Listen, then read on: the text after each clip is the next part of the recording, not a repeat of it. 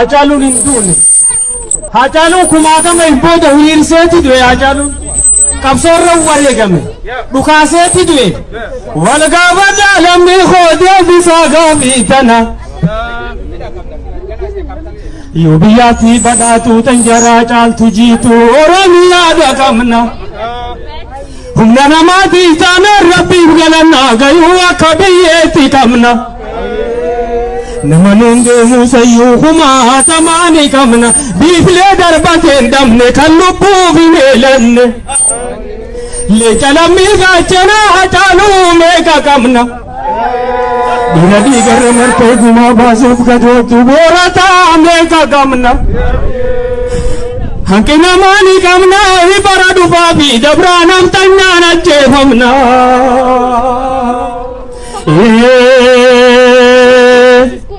Lallabii lolalamsii yaada barsi. Dhiira guyyaa murtiidhaa dhawwaaqii dhageessisi. Tunta duriin gargariin dhageessaani garata lallabii dhageessisi. Maroonaa dhageessisi dhengeenaa dhageessisi. Tunta duriin gargariin dhageessaani garata sanyiinaa dhageessisi bobbaasaa dhageessisi. Waboonaa dhageessisi dhugaasaa dhageessisi qeeroonaa dhageessisi. Biyya abbaan qabne seeteeti naftanyaan nu laallatte yartuun nu gaadhimatte. Asirratti raawwattu hoyyoo beeysi hobbaasii dhiigaan dhiiga kee baasi. Qotee bulaa jabaadhu gaafii mirgaa biniinsi. Eeboon keetu qawweedhaa akka aadaa kee duriitti hiixadhuutiitti dabsi. Mancaan keetu qawweedhaa cillaa ifadhuutti darbi. Itti bitii fachumaa si facaasi.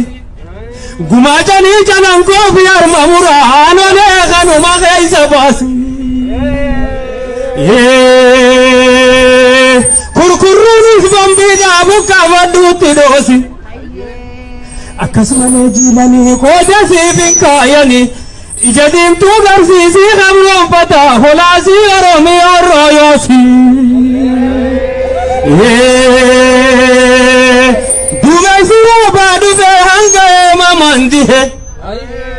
Usaa keessaani baanaa fuuldurri keenya quufaa yeroo bee lafaan nu gahe.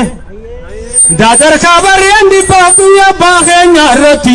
Amaarri nurraan gahe gaaf tokkorraa haasoyna. Gaafa gadaan deebi'ee Oromoon beela bahee wada jala wal gahee.